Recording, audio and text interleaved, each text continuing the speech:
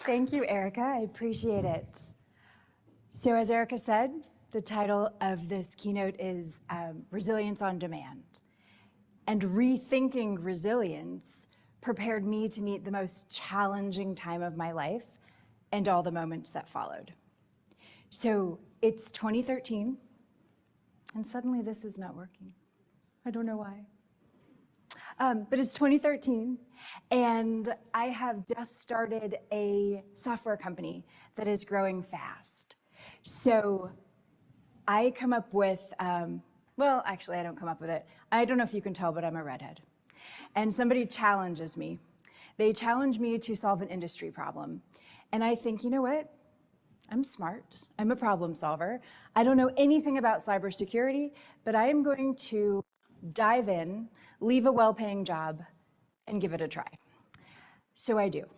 And I bring together a team of great people, and we come up with a cybersecurity platform that is very innovative. And it's so innovative that we decide to just go all in. So we all leave our well-paying jobs. So now it's not just me taking a stupid risk, it's a bunch of people.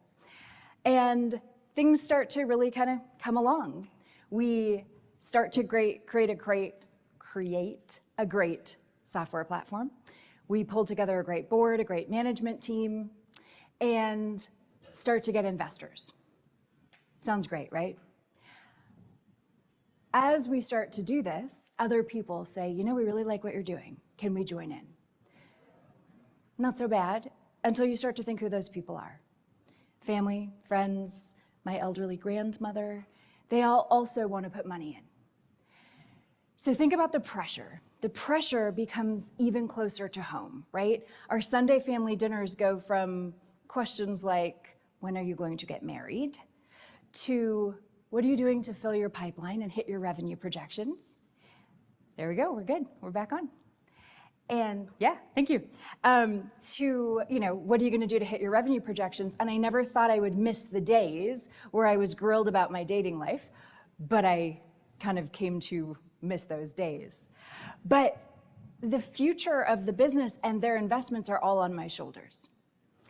But several years in, things are going great, right? We're on the trajectory to success. We've got investment. We've got a big patent portfolio, big customers and partners. Things are going great. So I'm blindsided when my outside investors ask the board and me to take an action that will fundamentally change how we do business. Fundamentally. And I can't go into detail, but what I can tell you is that I believe it challenges the founding values of the company. Values like transparency, respect, integrity. And really it becomes an ultimatum. Compromise our principles or shut down the company.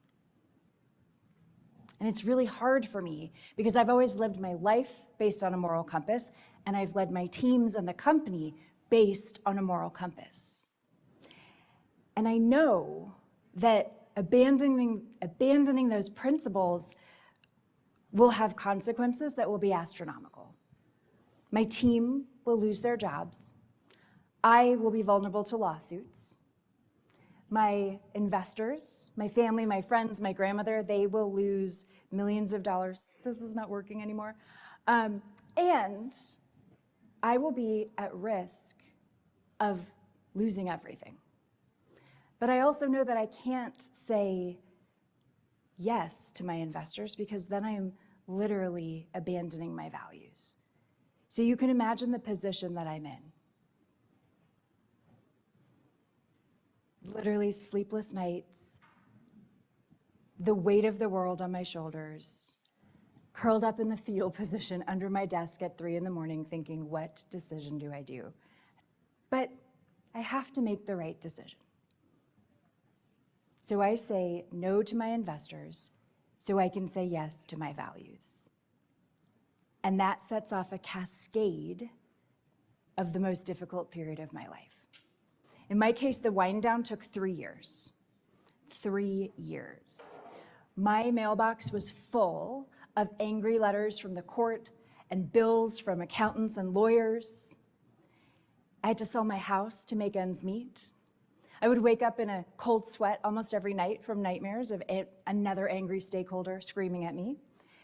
If this was 10 years later, like today, I would think maybe it was perimenopause, but the cold sweat was clearly nightmares. And it fractured relationships, right? I lost every dollar I put in. Everybody who trusted me lost every dollar they put in. And my parents got divorced. My dad was so angry. He hasn't spoken to me since. And I tell you that losing my dad actually hurts more than losing my life savings. But it's not all doom and gloom. I can tell you that you can look back sometimes to the hardest moments of your life and see humor. I ventured back into the dating world a little too soon, and when somebody asked, "So what do you do for a living?" all that weight on your shoulders comes out into an answer that's really just bursting into tears, because that's a hard question to ask when you're a founder who has just shut down your company. So I know you didn't come to this lobby today to get dating advice, but I'm going to give it to you free. If you ever want a second date, don't cry on the first one. It just doesn't work. Clearly I grieved, right? I grieved the loss of a lot of things. My life savings, my identity as a CEO and a founder, but I also gained more than I lost. I gained clarity, I gained credibility and humility, I gained insight into what was truly important. And I knew that I had said no so that I could say yes to my values. And I know that you are probably not sitting here facing a decision to shut down a company, but all of us are dealing with a lot. I speak to companies every single day across the country, and everybody is facing a lot. We have things like uncertainty, disruption, a lot of things that change from day to day. And at every level of every company I talk to, it's working now, sorry about this, we just go with it. But at every level of every company I talk to, there is a lot of uncertainty, and it really impacts us emotionally, psychologically. There's a lot of things. There's an expectation to do a lot more with a lot less in a shorter time period. There's uncertainty about what the economy is going to look like in the next 5 minutes, let alone the next quarter. And when that happens, we feel very unbalanced, right? And so there's a lot that we need to be resilient about and for.